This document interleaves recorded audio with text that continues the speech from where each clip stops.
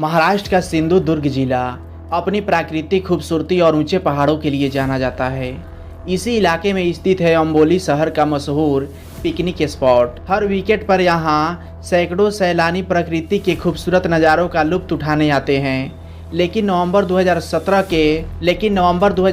के उस शनिवार को इस खूबसूरत वादी में कुछ ऐसा मिलने वाला था जिसने पूरे महाराष्ट्र पुलिस की रातों की नींद उड़ा दी। दोस्तों, दोपहर का वक्त था, पर्यटक तस्वीरें खींच रहे थे, तभी एक शख्स की नज़र लोहे की मजबूत रेलिंग के पास पड़ी। वहां जमीन पर खून के ताजे और गहरे धब्बे थे। डर के मारे उसने तुरंत पास के दुकानदार को बताया और देखते ही देखते वहां हड़कंप मच गया। जब पुलिस की टीम एसपी और इंस्पेक्टर सुनील के नेतृत्व में मौके पर पहुंची तो असली खौफ का सामना हुआ।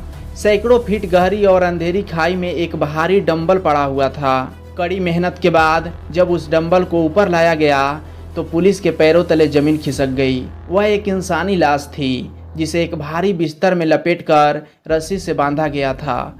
कुछ ही दूरी पर खून से सनी लोहे की एक भारी रॉड भी मिली। आसपास टायरों के निशान चीख चीख कर कह रहे थे कि कत्ल यहीं से हुआ है। और इस सुनसान खाई को सिर्फ लाश ठिकाने लगाने के लिए चुना गया था। लेकिन यह लाश किसकी थी? चेहरा इस कदर बिगड़ चुका था कि पहचानना नामुमकिन था। पुलिस के सामने एक ऐसा अंधा मोड़ था जिसके पीछे एक खौफनाक साजिश छिपी थी। दोस्तों, इस खौफनाक मर्डर मिस्ट्री की गुत्थी सुलझाने के लिए पुलिस ने जब लापता लोगों की फाइलों को खंगाला तो इंस्पेक्टर सुनील के दिमाग में एक नाम कौन था?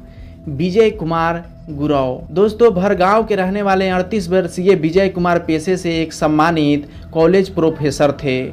समाज में उनकी छवि एक बेहद शांत, मददगार और सुलझे हुए इंसान की थी। संगीत के प्रति उनका झुकाव इतना गहरा था कि उन्होंने अपनी एक भजन मंडली बना रखी थी। दिन कॉलेज में बीतता और रातें अक्सर धार्मिक कार्यक्रमों में तबला और हारमोनियम बजाते हुए गुजरती थी। आर्थिक रूप से भी विजय कुमार बेहद संपन्न थे। खेतीबाड़ी के अलावा शहर में उनका अलग एक आलीशान मकान था जहां वो अपनी पत्नी जय लक्ष्मी, 18 साल के बेटे और अपनी एक मानसिक रूप से कमजोर बहन के साथ रहते थे। घर में पैसों की या ऐशो आराम की कोई कमी नहीं थी, लेकिन इस चमक दमक के पीछे एक ऐसा अकेलापन भी था जिसे विजय कुमार भांप नहीं पा रहे थे। कॉलेज की नौकरी और रात के भजनों में व्यस्त रहने के कारण वो अपनी खूबसूरत पत्नी जय लक्ष्मी को उतना वक्त नहीं दे पा रहे थे जितनी शायद उसे उम्मीद थी। और यही खालीपन इस हंसते खेलते परिवार की तबाही का कारण बनने वाला था। दोस्तों, विजय कुमार के घर के ठीक सामने रहता था 34 साल का सुरेश चौथे। सुरेश स्थानीय बैंक में मैनेजर था और स्वभाव से बेहद शातिर। सुरेश की नज़रें अक्सर विजय कुमार के घर की तरफ रहती थी, खासकर उसकी पत्नी जय लक्ष्मी पर। जय लक्ष्मी देखने में अपनी उम्र से काफ़ी छोटी और बेहद मिलनसार स्वभाव की थी। पड़ोसी होने के नाते दोनों के बीच औपचारिकता से शुरू हुई बातचीत धीरे धीरे मुलाकातों में बदलने लगी। सुरेश ने बड़ी चालाकी से पहले विजय कुमार से दोस्ती बढ़ाई ताकि उसका उनके घर आना जाना आसान हो सके। जब विजय कुमार रातों को भजन कार्यक्रमों के लिए बाहर होते तो सुरेश उनके घर पर होता था। वक्त के साथ जय लक्ष्मी और सुरेश का यह रिश्ता प्यार और फिर एक खौफनाक जुनून में बदल गया। हालांकि वे इस बात से बेखबर थे कि बंद कमरों के राज कभी न कभी बाहर आ ही जाते हैं। मोहल्ले वालों ने विजय कुमार की गैर मौजूदगी में सुरेश को इस बार गलत वक्त पर घर से निकलते देखा। धीरे धीरे यह सुगबुगाहट विजय कुमार के कानों तक भी पहुंच गई। जब विजय कुमार ने अपनी पत्नी से इस बारे में कड़ाई से पूछा तो जय लक्ष्मी और सुरेश ने मिलकर रोना धोना शुरू कर दिया और समाज के लोगों पर झूठी अफवाह उड़ाने का आरोप लगा दिया। विजय कुमार शांत तो हो गए, लेकिन उनके मन में शक का जो दीमक लगा था उसने उनके सोने जगने का चैन छीन लिया था। अब उन्होंने अपनी पत्नी की हर हरकत पर नजर रखना शुरू कर दिया था। दोस्तों, तारीख थी 7 नवंबर। रात के करीब 11:30 बज चुके थे। घर में सब सोने की तैयारी कर रहे थे, तभी अचानक उनके मुख्य दरवाजे पर एक जोर की दस्तक होती है। विजय कुमार बाहर देखने जाते हैं। कुछ ही मिनटों बाद वो कमरे में वापस आते हैं और हड़बड़ी में अपने कपड़े बदलने लगते हैं। उनकी पत्नी जय लक्ष्मी के मुताबिक विजय कुमार ने बस इतना कहा कि कॉलेज के किसी जरूरी काम से कोई मिलने आया है और वो थोड़ी देर में लौट आएंगे। खास बात यह थी दोस्तों कि उनकी जेब में कॉलेज की फीस की मोटी रकम वाले पैसे भी रखे हुए थे। विजय कुमार घर से बाहर निकले, एक अनजान गाड़ी में बैठे और अंधेरे में ओझल हो गए। लेकिन वह रात बीत गई, अगली सुबह हो गई, पर विजय कुमार वापस नहीं लौटे। सुबह होते ही जयलक्ष्मी रोती बिलखाती हुई अपने बेटे के पास पहुंची और कहा कि तुम्हारे पिता रात से गायब हैं और उनका फोन भी बंद आ रहा है। पूरे रिश्तेदारों और गांव में कोहराम मच गया। हर जगह तलाश की गई, लेकिन जब कोई सुराग नहीं मिला तो बेटे ने पुलिस स्टेशन जाकर अपने पिता की गुमशुदगी की रिपोर्ट दर्ज करा दी।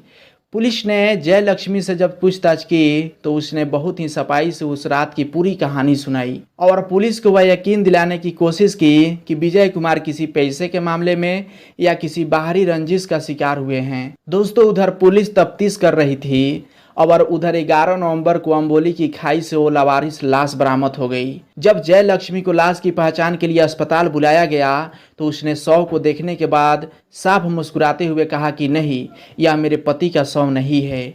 यहाँ तक कि जिस बिस्तर में लाश लिपटी थी उसे भी पहचानने से उसने साफ इनकार कर दिया। पुलिस असमंजस में थी, लेकिन इंस्पेक्टर सुनील को विजय लक्ष्मी के हाव भाव पर शक हो चुका था। उन्होंने बिना देर किए शव का डीएनए टेस्ट कराने का फैसला लिया। जैसे ही पुलिस की जांच का दायरा बढ़ा और सुरेश चौथे से भी पूछताछ शुरू हुई तो दोनों आरोपियों को समझ में आ गया कि वे ज़्यादा दिन तक कानून की आंखों में धूल नहीं झोंक पाएंगे।